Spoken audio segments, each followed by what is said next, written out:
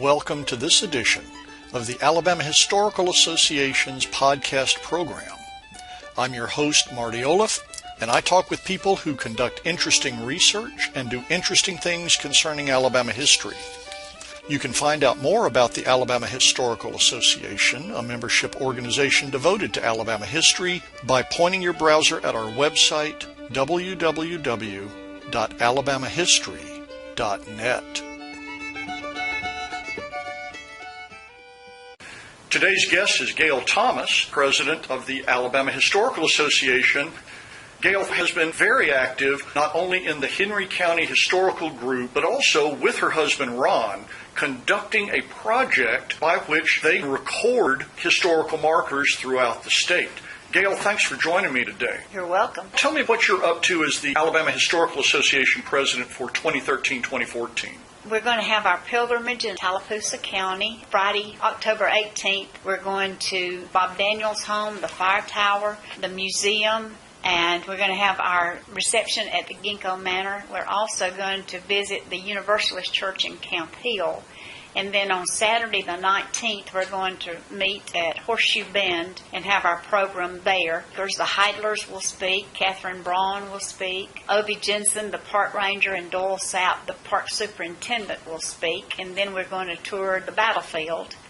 And hopefully we will have some living history to accompany our visit there. You designed this particular visit to be part of the Becoming Alabama celebration. Well, yes, when we found out about the various things that we would be celebrating within about a 5-year span, the 200-year commemoration will be in March of 2014. So we wanted to get a head start with showcasing Horseshoe Bend and the battle there. So in case some of our members who attend the pilgrimage decide to go back for the commemoration. Right, they can visit both times and have a very nice time visiting the park. When you began thinking about places to stage the pilgrimage, how did you decide on Horseshoe Bend?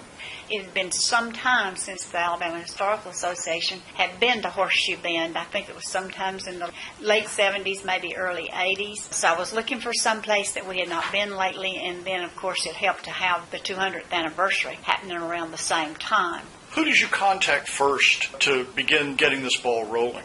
Catherine Braun, because she is so active with anything involving Horseshoe Bend, and so she gave me some advice and people that I needed to see, and I contacted them. Before I knew it, they had my whole weekend planned. They were very excited that the Alabama Historical Association was coming to their county. The Tallapoosa Historical Society was very excited to hear that we cared about what was going on in their little group and the things that they had done to preserve history. They own their own museum. That, to me, was very impressive. Yes. That's going to be part of the visit. Yes, we'll go by the museum. Within the museum. Mm-hmm. They have wonderful artifacts there. And they have some working pump organs, and I was actually able to play one. So what else you got planned for your presidency? We're going to Scottsboro in April 2014, the 10th, 11th, and 12th. Ann Chambliss and her group is helping plan everything that we're going to be doing there. And we're going to have a unique experience this annual meeting because we're going to visit Russell Cave. The Alabama Archaeological Society is going to present a program at the cave for us to enjoy. We're going to Scottsboro Boys Museum, several depots, and a couple of houses. All of this is going to be on the Friday afternoon of the tour. Thursday and Friday. Oh, Thursday and Friday. When is Russell Cave? She's planning that for a Thursday afternoon. We're also going to repeat the idea of the workshop that we had in Eufaula. My Jackson County group really wanted to bring that so that the people in their area could hear the same program. And this was the Making History Public Workshop that Mark Wilson had put together as the pre-conference workshop at the Eufaula meeting in 2013. We realized that there are some public funds out there. If you know where they are and how to write the grant, you will be eligible for it. It doesn't say you're going to get them, just that you can apply for them. I wonder if the Alabama Historical Association might host a talk about things like the Kuykendall Award for Best Local Historical Association, who's won it, how they've won it. They had Bobby Joe Seal there last year to talk about how you organize a local historical society. And he did a fabulous job. we thoroughly enjoyed. I was impressed with what's been done in Shelby County in preserving history and all the projects that they have completed. One thing that he did mention, their group will sell you a nice certificate if you can prove that your family is a pioneer family from Shelby County. And it's a nice little framed certificate, and that's one of their money-making ventures there. And I thought that was a really neat idea, so we explained that to our local county historian, Larry Smith, and he says, yes, that's a great idea, so we might just steal that one. The people in Henry County seem to be very interested in their early settlement, having been one of the largest county at the time of statehood, covering parts of 9 counties. All of southeast Alabama at one time was Henry County. That's why they call Henry the mother county. Mm-hmm. And it was broken up, reaching its current size in 1903 with the formation of Houston County. And the Henry County people haven't quite gotten over that yet. No, we haven't. We have not. We still hold a nice grudge. You and Ron have done this project looking at historical markers published recently in Alabama Heritage. What would you say to people who were interested in historical markers? It was a good way to see the state and see how people lived, the abject poverty of some areas and the opulence in other areas. But our job was to locate each one of our markers in each county and get a street address and get a GPS reading. We did that in all the counties except 8. When I was elected vice president, that's been put on hold until I get through this year. Then we want to go finish West Alabama. We learned so much about Alabama history, like in Bullock County is the oldest continually running garden club in America. It was established in, I think, 1847, and it's still active today. But it's really been a challenge to do all that, and an adventure. We thoroughly enjoyed it. We found in Butler County they had not been kind to their markers. Out of 9, only 3 still existed at the time we surveyed the county. I understand now they have a new marker to replace one of the markers that was missing.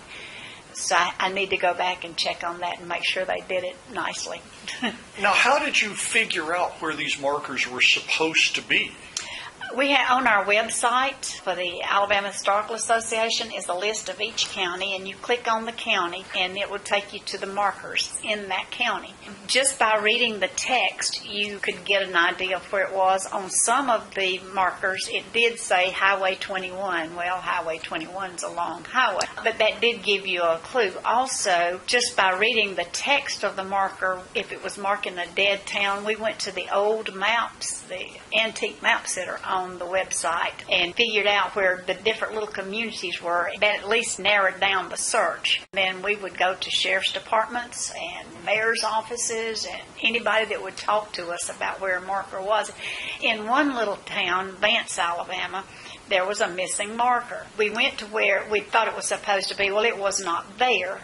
There was a service station, so we asked this gentleman standing there, do you know where such and such marker is? He didn't have a clue where that was, but he says, the mayor lives right there. So we went over to the mayor's house, knocked on the door, the mayor came to the door. He says, oh yeah, we have that in storage. We took it down because we wanted to make a flower bed with the curb, and he says, we're either going to reinstall it there or put it up on the hill where the little civic center is. He says, but it's in storage. So when we go back to our car, the little man that had talked to us initially said, did he tell you where it was? And we said, yes. He says, I knowed where it was, but I wasn't going to say it. At that point, it dawned on Ronnie and me that when we were asking about our marker, they wouldn't tell us what had happened because they were assuming we were the marker police. So we had to learn after that to say, we're looking for a historical marker, not our marker.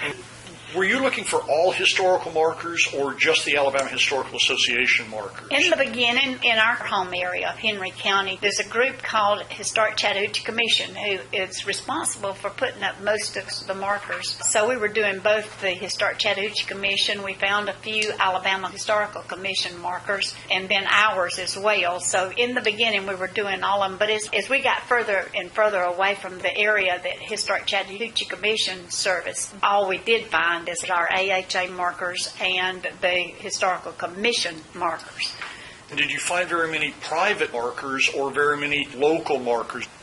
Huntsville, Florence, and Troy University in Troy. How long has this project been going on? Since 2008, when I first went on the board. And I was at my first board meeting, and Debbie Pendleton announced that she would like for all of us board members to check on the markers in our local county and do a GPS reading for them. She says, we have been putting out markers since 1947, but we don't really know where they are. So I got involved in that, and we just kind of ran with it. Nobody else was doing it when we finished with our home area, so we just went all over Alabama.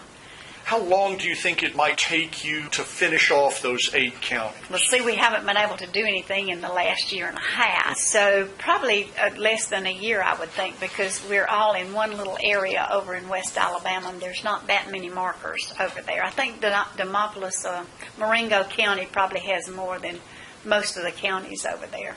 When you go out to survey the markers, do you plan to spend 2 or 3 days out? Yes, and we'll spend the night. Ron's a Mason, so sometimes we would even combine it with some Masonic meetings that he needed to go to in a certain part of the state, so we kill 2 birds with 1 stone. You also have been heavily involved in the Henry County Historical Group.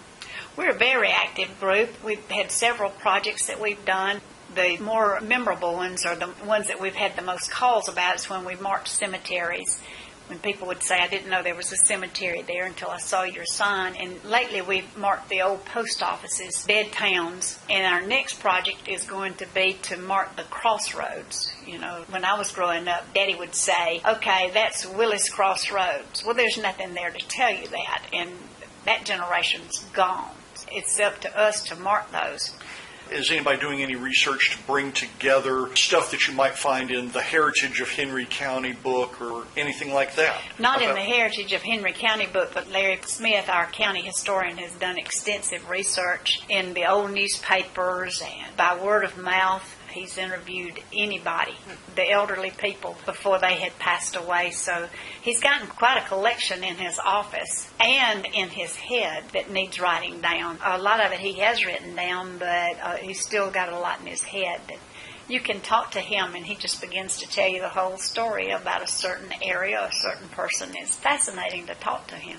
Is that where you're getting a lot of your information about where to mark these things, because Larry knows where these things are because of these interviews and this research he's done? Yes, and my dad was 40 years old when I was born. He and Ron had a very close relationship, and Daddy would remember this. Either his daddy had told him, or he just knew about that because he was alive at the time that these little crossroads were still thriving and all that. So with Ron and Larry working together, they've come up with a pretty good idea of where all the crossroads are. That's going to be really interesting to mark. The problem we run into is when we have a sign on a state highway, they're really particular about where you put the sign and what color it needs to be. And that's the State Department of Transportation. They're not really happy about our marking anything on their right-of-way. We have to be real careful with that. But our county road department does not care. The problem there is you have tractors with the big equipment all spread out, and when they meet a car, well, the sign goes or the car goes, well, the sign's going to go. So we've had to reinstall some because of that. What percentage of signs do you think gets damaged? I wouldn't say it was that high, maybe 10%. Well, what else is Henry County Historical Group up to? Right now we're planning our annual meeting. We have usually half of our membership will come to our annual meeting. When is your meeting this year? The first Saturday in August every year in Abbeville in the United Methodist Church Family Life Center.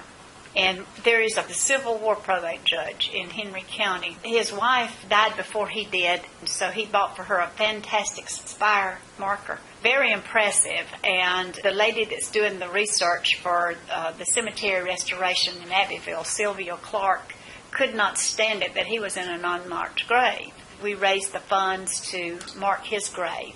And so we tried to have not a tiny little marker just to say it was marked, but go ahead and get a comparable size for him. That cost a little more to do it that way, but the end result was worth it because his marker and her marker are about the same height. And my great-grandfather, who was the first white child born in Henry County, was in an unmarked grave for years. My grandfather was blind, and the people that marked the Confederate soldiers' graves came by and wanted to offer a marker for my great-grandfather. They took my grandfather to the cemetery, but he couldn't tell them enough because at that point he could not see. So they declined to mark the grave. So our group plans to mark Robert Gamble's grave in the near future.